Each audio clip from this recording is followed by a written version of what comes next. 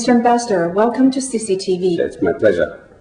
How do you evaluate on the bilateral collaboration between China and Kuwait? The relations between Kuwait and China in the various fields have existed for so many years now.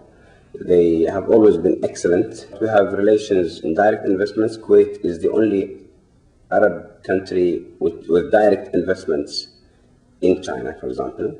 We invest already in the oil sector, in the upstream operations. Our relationship in the energy sector has not been limited to a simple supply of crude oil. In the short and medium term, our aim is to increase the amount of crude supply to China. We have a greater objective, which is to diversify our relations in the energy sector and to enter with China into projects of upstream operations, which means exploration and production, and also downstream operations, which means mainly refining, distribution, retail marketing, that's gas stations, and eventually and possibly storage and port facilities and transportation. OPEC has increased its oil supply by 500,000 barrels per day twice lately.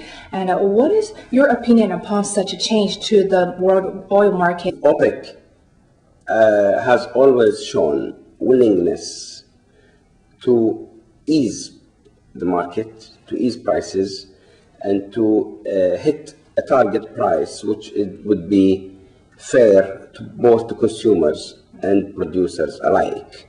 As you see, when the last increase was announced, the same day, prices still went up.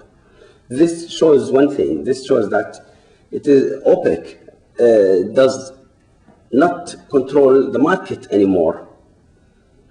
As you know, OPEC covers oil world demand by approximately 42% only, and the rest comes from non-OPEC producers.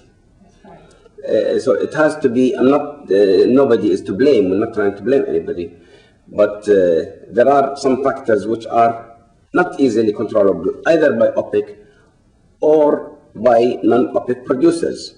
There has to be a cooperation from all sides.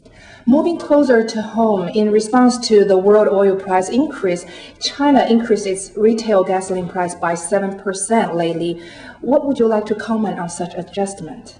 This is an internal matter for the Chinese government, which we all have to respect. And it is normal that for any government, an importing government, China, to see to it that when the cost of imported oil goes up, then it has to cover it one way or another, and it is normally by increasing prices to the consumer. But we notice also that the increase, which was determined in China, was placed on the prices of gasoline, but there was no surcharge in tax on diesel, because diesel is connected immediately to the industry, and especially to the agriculture industry.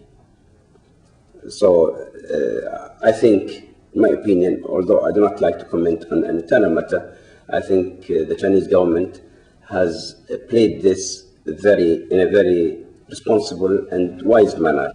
Our audience of Biz China has witnessed a big move by the Kuwait Petroleum Corporation, which is the biggest oil company of your country.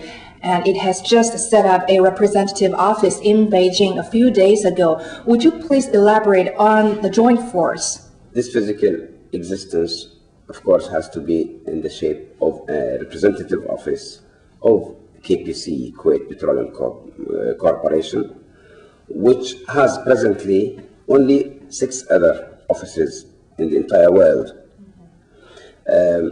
It would not be logical to try to think or to try to carry out this cooperation, with close cooperation and huge cooperation, we hope, just through visits of delegations.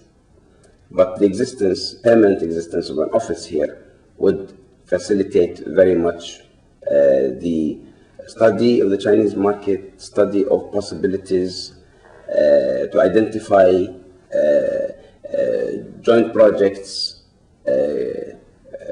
potential investments in the oil industry between the two sides, and to work with the Chinese authorities in the oil sector closely here, and to give a permanent and good feedback to Kuwait to help them with their decisions. Mr. Ambassador, thank you for joining us at BIS China. My pleasure.